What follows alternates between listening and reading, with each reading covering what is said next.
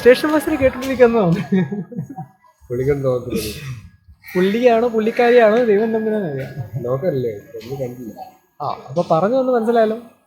ഇവിടെ വന്ന് കരുനാഗപ്പള്ളി സ്റ്റേഷനിൽ നിന്ന് ട്രെയിൻ കയറുന്ന എല്ലാവരോടും പ്രത്യേകം ശ്രദ്ധിക്കും. നിങ്ങൾ ഇരിക്കണ്ട, നിന്ന് പോകണമായിരിക്കും നല്ലത്.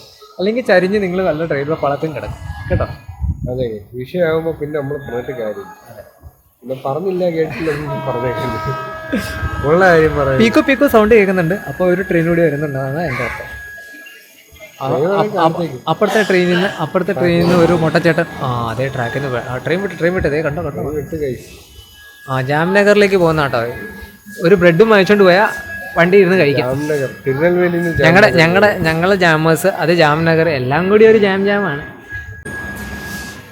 എന്ത് വളിപ്പത്തിലൊക്കെ അല്ലേ നമ്മൾ പറയുന്നത്.